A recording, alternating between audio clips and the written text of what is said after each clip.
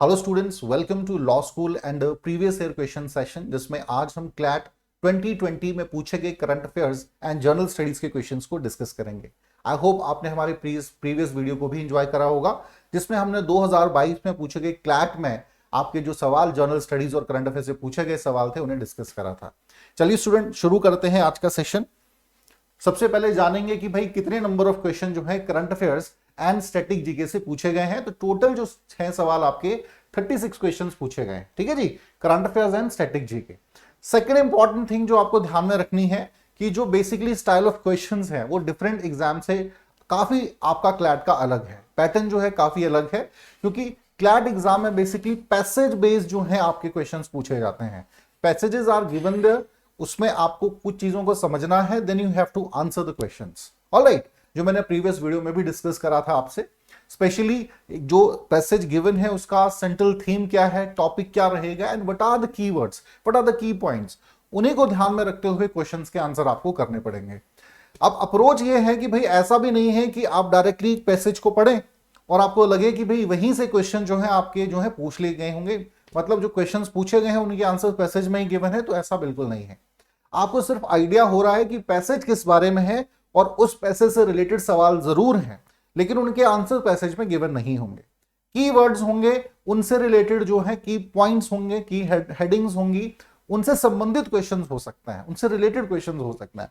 तो चलिए शुरू करते हैं। आज का पहला हमारा जो टॉपिक है, पहला पैसेज है, Prime Minister Narendra Modi on Saturday said major global firms are looking at India as major investment destination, which is reflected by a robust inflow of foreign direct investment in last financial year and through आत्मनिर्भर भारत अभियान। तो basically जो हमारा ये आज का passage है ये आपका आत्मनिर्भर भारत अभियान से एसोसिएटेड है, ठीक है नहीं।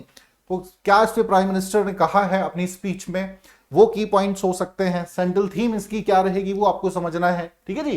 तो जैसे मेक इन इंडिया इनिशिएटिव है, it is one of the key point. Vocal for local जो है ये आपका मेजर की पॉइंट हो गया, की वर्ड हो गए जो आपको ध्यान में रखने हैं। इंफ्रास्ट्रक्चर पाइपलाइन के कंटेक्स्ट में बात करी गई है, कितना खर्चा इस पर हुआ है ये बात करी गई है, 110 लाख रुपीज। ऑलराइट, तो ये बेसिकली आपका रहेगा। और कोविड-19 में किस प्रकार से आत्मनिर्भर भारत के लिए अप्रोच रखी गई। मैं पूरा पैसेज नहीं पढ़ रहा, ये आप जरूर पढ़ेंगे, ठीक है जी, लेकिन मैं पूरा नहीं पढ़ रहा हूं, जस्ट आपको एक आइडिया दे रहा हूं कि कैसे सवाल पूछे जा सकते हैं या किन किन बातों का पैसेज में आपको ध्यान रखना है। सिंपल पहले पता होना चाहिए कि पैसेज है किस टॉपिक के बारे में।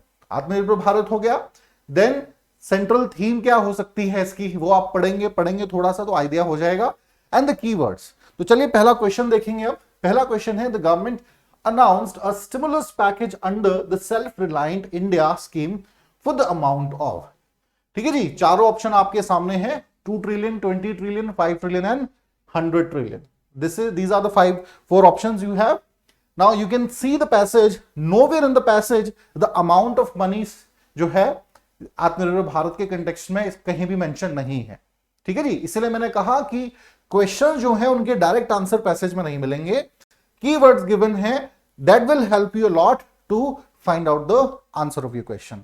इन जनरल आत्मनिर्भर भारत के बारे में आपको पता ही होना चाहिए, कब ये इनिशिएटिव शुरू हुआ, क्या इसके बारे में गवर्नमेंट ऑफ इंडिया अभी तक कर रही है। So what shall be the right answer, kindly respond students for options you have.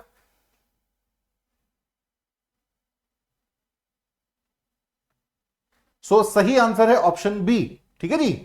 20 trillion amount जो है एक पैकेज सेल्फ रिलायंट इंडिया के लिए भारत सरकार द्वारा घोषित करा गया। इतना अमाउंट जो है ये स्पेंड करा जाएगा सो दैट भारत जो है एक सेल्फ रिलायंट नेशन बन सके।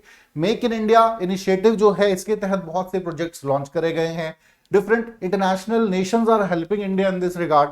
ऑलराइट, तो ये शुरू कब करा गया था, 12 मई 2020 को एक स्पीच में बेसिकली प्रधानमंत्री जी ने कहा था ये, और 20 लाख करोड़ रुपए इस पर खर्च करा जाएगा इसकी बात करी गई थी, ठीक है जी। स्पेशली कोविड-19 के पीरियड में ये बात जो है हमारे प्राइम मिनिस्टर उन्होंने कहा था। नाउ दिस 20% इज द 10% जो हमारा जीडीपी है टोटल उसका है 10%। चले अगले सवाल पर आएंगे, question number 2, which of the following is not a goal of the stimulus package announced under the आत्मनिर्भर भारत। इनमें से कौन सा गोल नहीं है जो भी आपकी स्कीम लॉन्च करी गई है आत्मनिर्भर भारत से संबंधित, it will help in elevating the distress of migrants when they return to their village. It will help in achieving the goal of self-sustainable rural economy, and it would boost the one nation, one market objective and help India to become the food factory of the world. It will help in elevating quality of life in urban area. तो चारों option आपके सामने हैं, ध्यान से पढ़ेंगे. आत्मनिर्भर भारत किसको प्राइमरली टारगेट कर रहा है? पूछा क्या गया सवाल में? इज नॉट अ गोल. ये नहीं पूछा गया कि गोल क्या है, इज नॉट अ गोल पूछा गया. Yes students, kindly respond. Question number second is in front of you.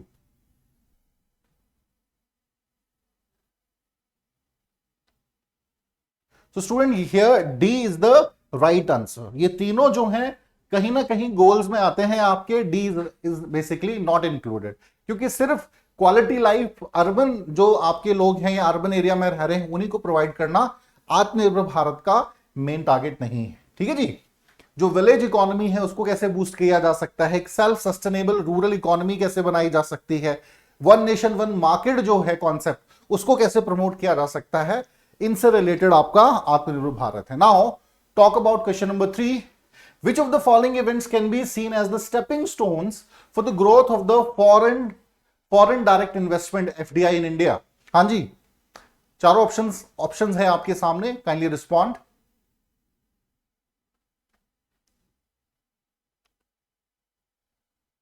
ध्यान से पढ़ेंगे चारों ऑप्शंस.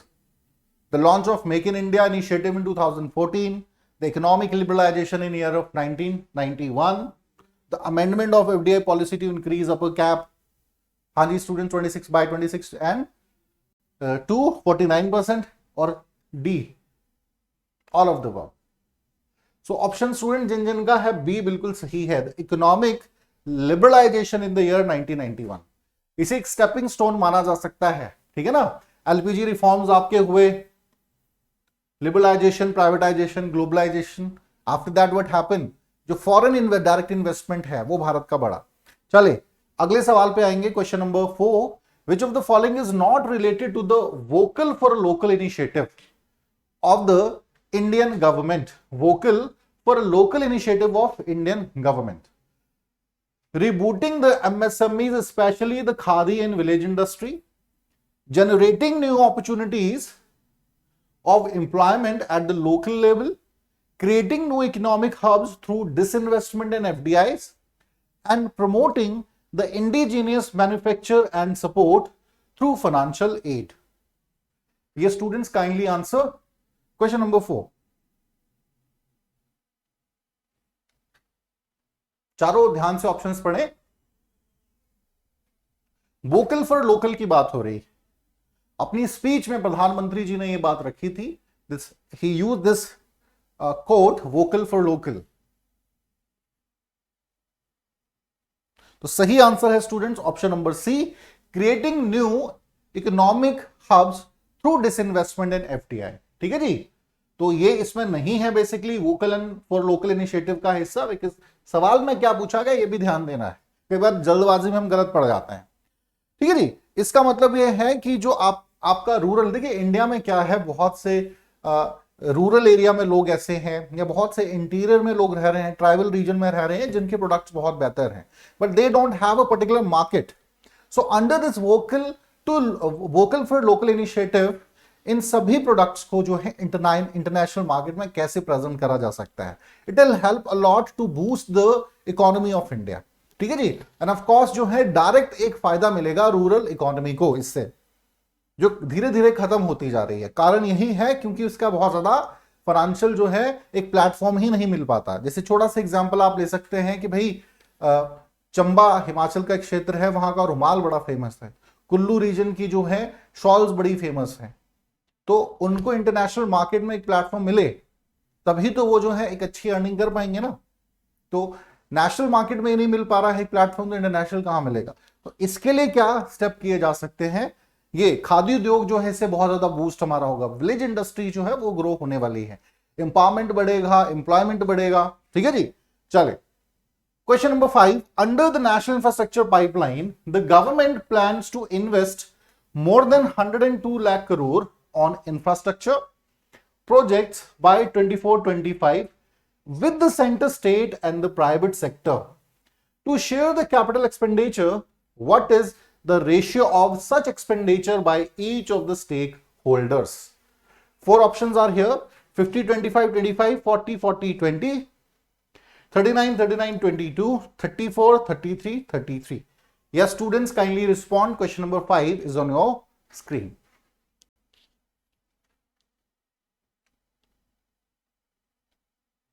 हाँ जी,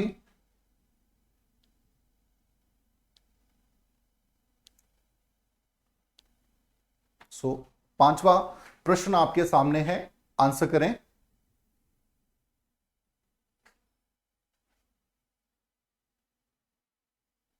तो ऑप्शन डी स्टूडेंट्स, यहां पर रेशियो आपको समझना है।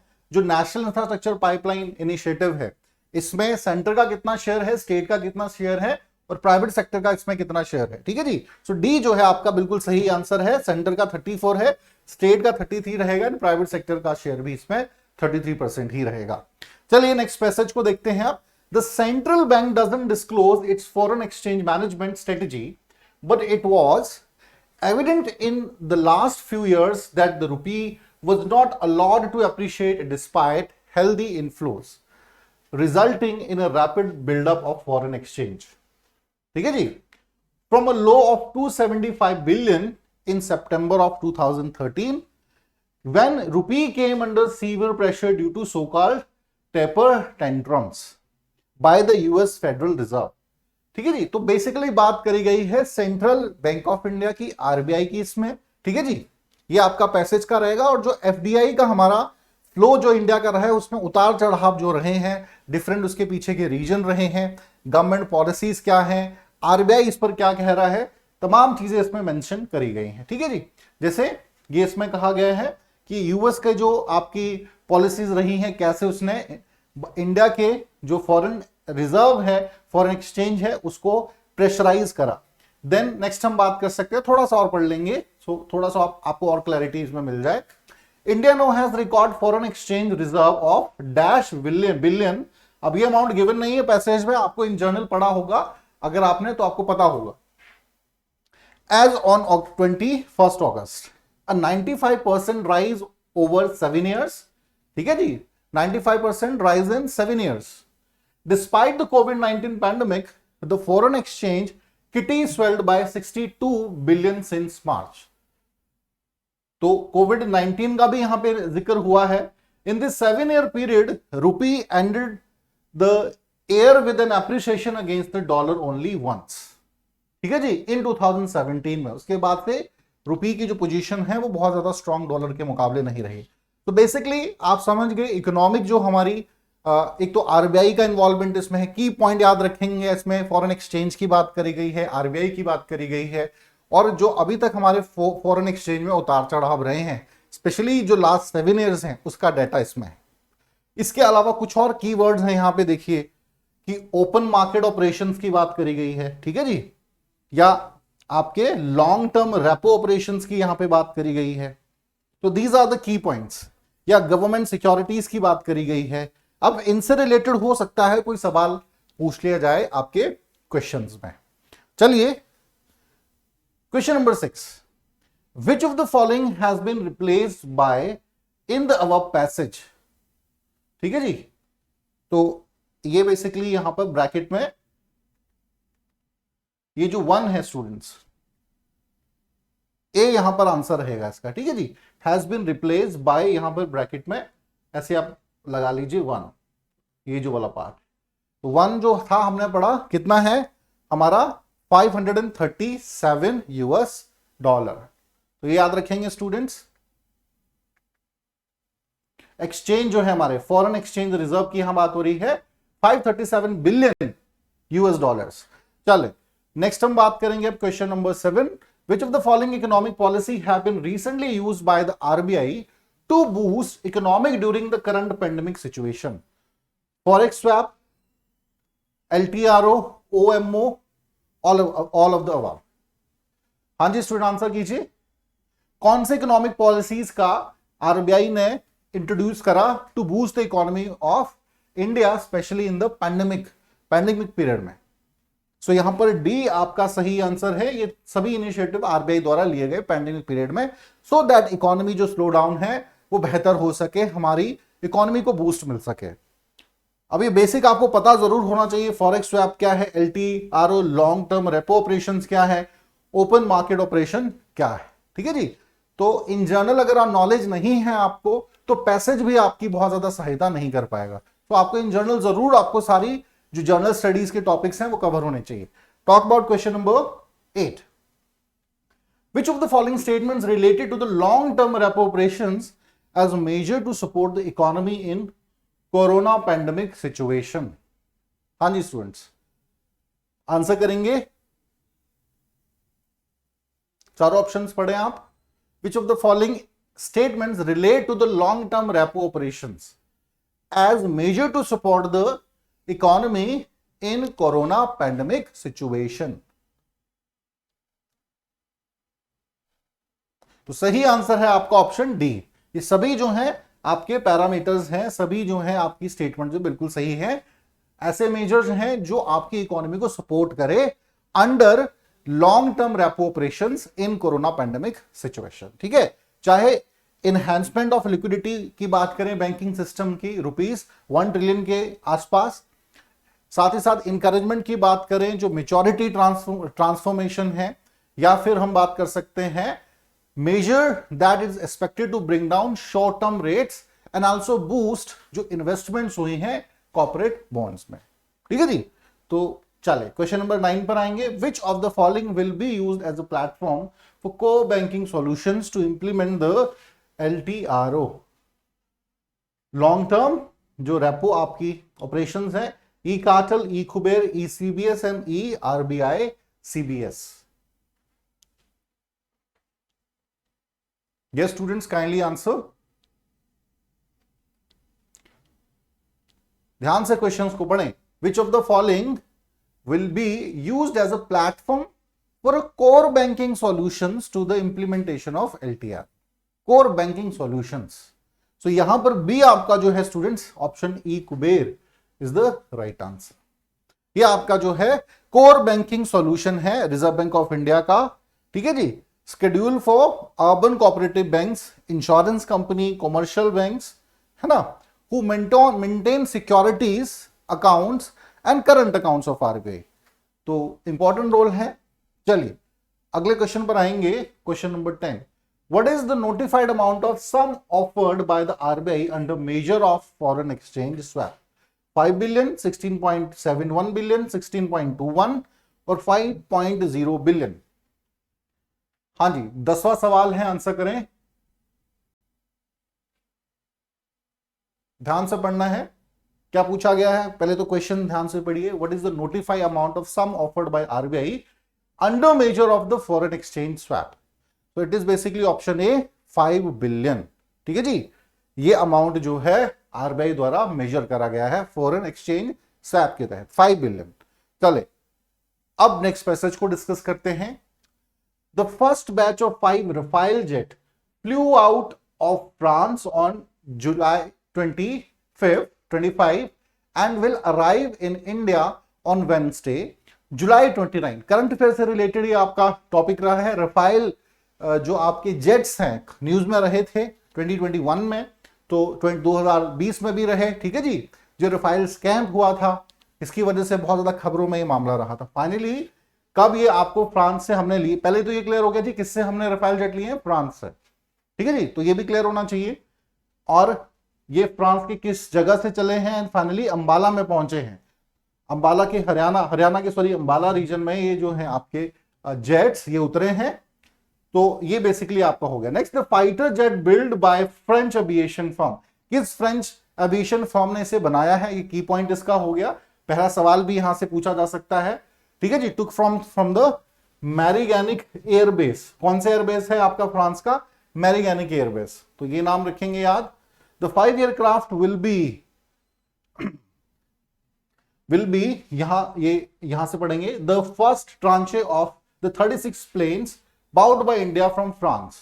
कितने पैसे भारत ने इस पे खर्च करे हैं? 59,000 करोड़ रुपीस। 2016 की हमारी डील रही थी। बाद में काफी ज्यादा ये मामला गरमाया, प्राइसेस बढ़ गए थे इसके। जब पहले डील करी थी तो प्राइसेस बड़े लो थे, ठीक है जी। तो और स्कैम भी इस पे हुआ कि भाई कहीं ना कहीं यूपीए गवर्नमेंट पे इसका एलिगेशंस लगे थे। तो ये सारी है। अब तो पहले तो याद रखना है टॉपिक किससे रिलेटेड है? राफेल जेट डील से रिलेटेड ये टॉपिक है आपका।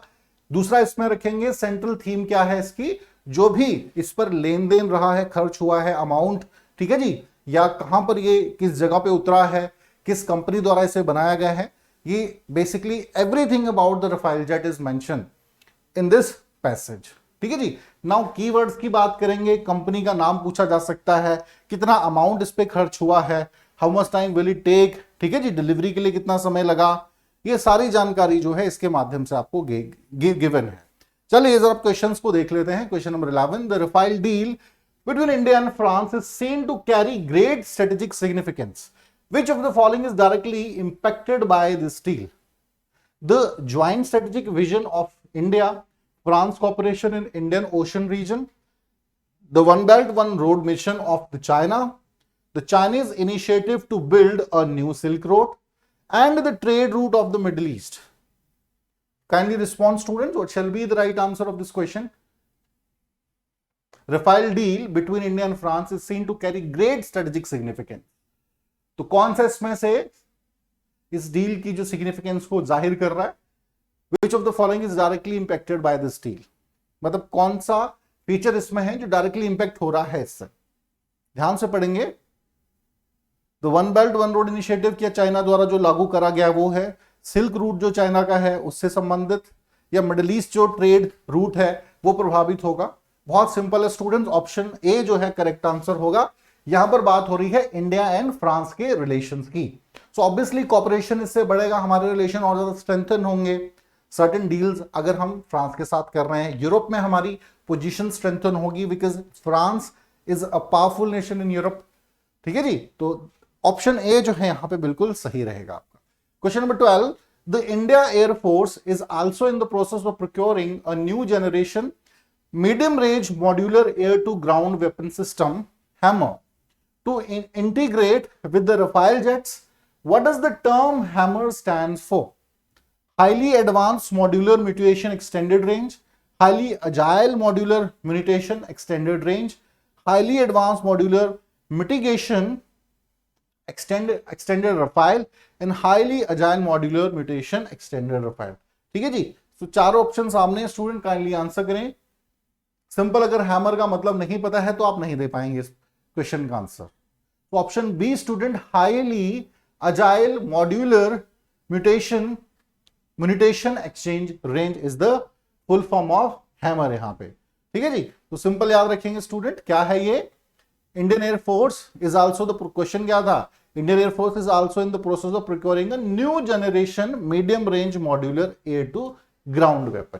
इसका क्या नाम है? हैमर। सिंपल याद रखना है।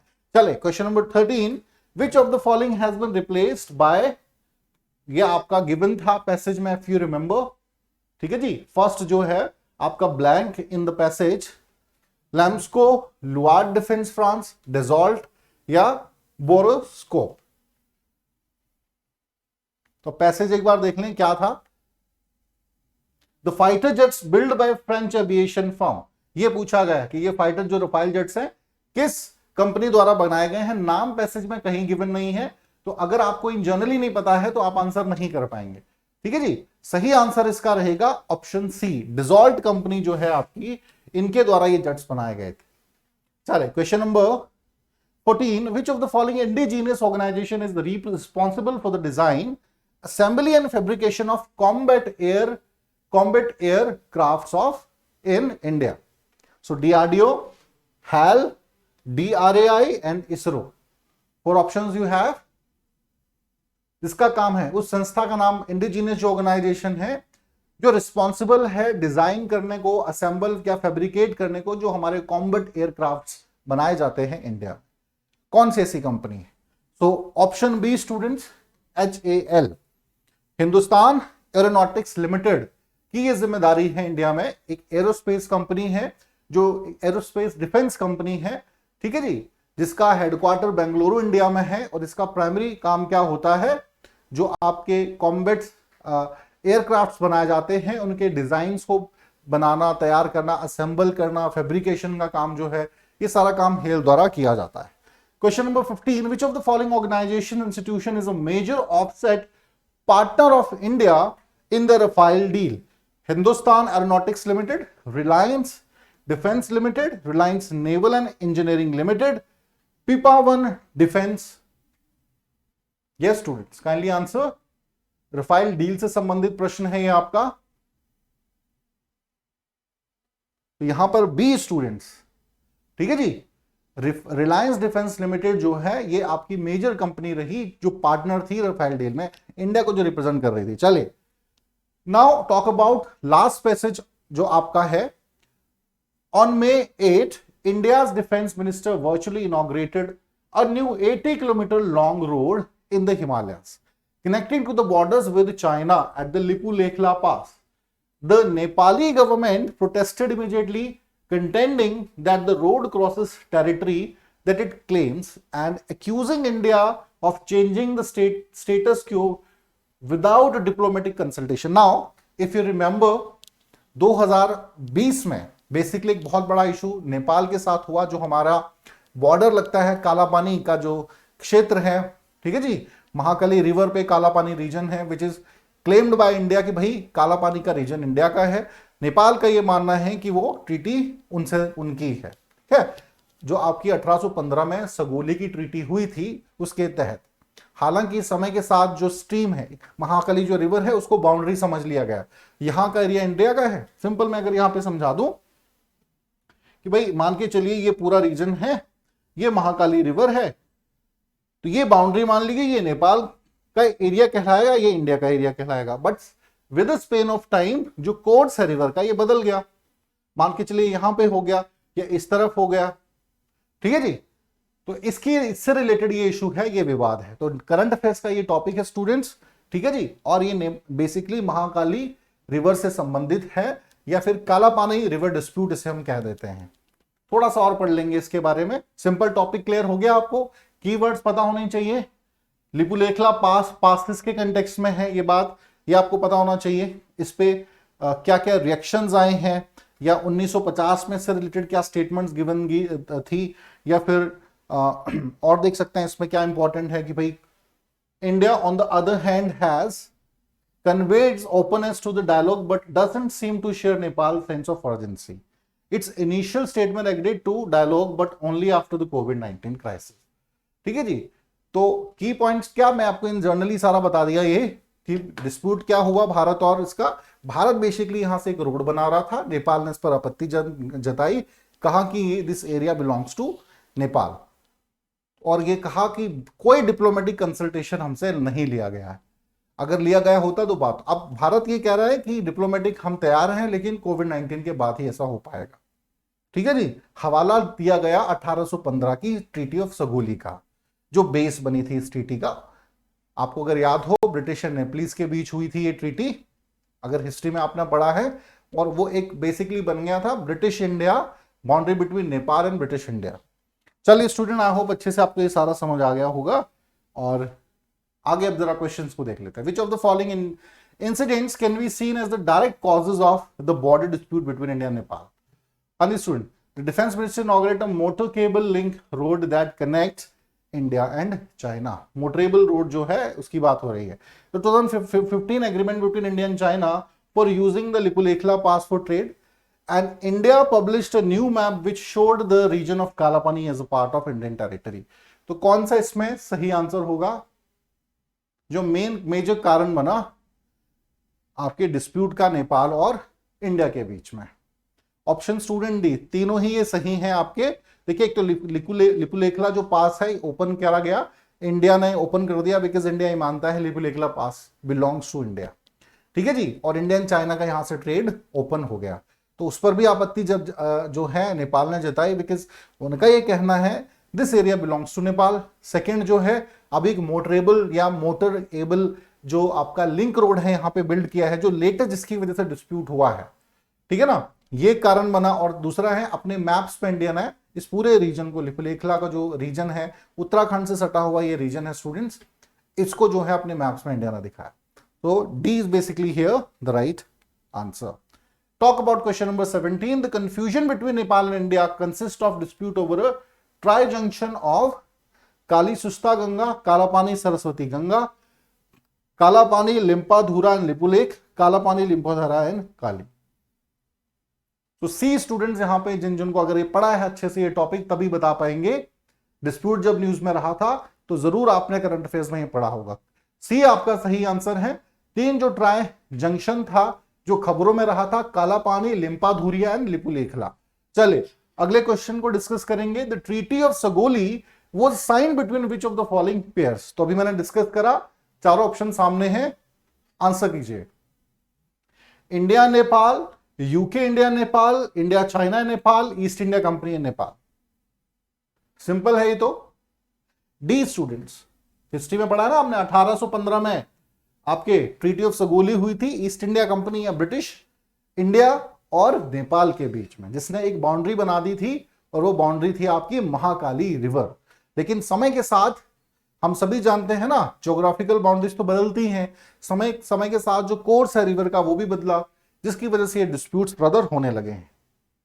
चले now talk about question number 19। Recently, Nepal has issued a map claiming Lipulekhla Pass is a part of its territory, including in its district of Kailali, Drachula, Dipiala and Duti. हाँ जी students, question number 19 आपकी screen पे है। Question number 19 सही उत्तर है students B, यहां पे द्रचुला। ठीक है जी। Recently Nepal has issued a map claiming Lipulekhla का जो पास है it's a part of the territory of Dharchula district of Nepal. चले question number 20। Which of the following rivers is called a Narayani river in Nepal?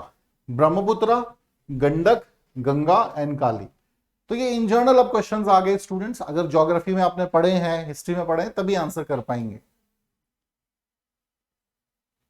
तो सही आंसर है स्टूडेंट ऑप्शन बी जो है आपका, गंडक रिवर को नारायणी रिवर भी कहा जाता है। ठीक है जी। नेपाल में से क्या कहते हैं? नारायणी रिवर कहते हैं। तो अब ध्यान से, आई होप स्टूडेंट आपने पैसेजेस को पढ़ा, समझा कि पैसेजेस जो गिवन है it is just help you to understand the topic. ठीक है जी। टॉपिक क्या है, जो कीवर्ड्स हैं उससे रिलेटेड कुछ क्वेश्चंस बन गए हैं, बट डायरेक्टली जो सवाल हैं आपके पैसेजेस से नहीं उठाए गए हैं। तो आपको जो करंट अफेयर्स है या फिर जो आपका स्टैटिक जीके है उसका बेसिक नॉलेज आपको होना बड़ा जरूरी है। एक और पैटर्न आपने देखा होगा प्रीवियस ईयर क्वेश्चंस के माध्यम से कि तकरीबन करंट अफेयर्स के जो सवाल पूछे गए हैं वो आपके हर सेक्शन से पूछे गए हैं। जैसे ये वाला पैसेज था इंटरनेशनल रिलेशन से, इससे पहले का जो टॉपिक था वो आपका इकोनॉमी से संबंधित था। ठीक है जी। एक पॉलिटिकल एक्टिविटी से रिलेटेड हो गया, कोई इन्वायरमेंट आर्टिकल कोई पब्लिश हुआ है उससे रिलेटेड पैसेज आ गया। तो हर सेक्शन का नॉलेज आपको एटलीस्ट अच्छा रहना चाहिए। फायदा ये है कि जो मोस्ट पॉपुलर टॉपिक्स या इवेंट्स हुई हैं करंट अफेयर्स में उन्हीं को आपको ध्यान में रखना है। चलिए स्टूडेंट, आई होप अच्छे से आप समझ पाए होंगे। आज के लिए इतना ही। Thank you very much.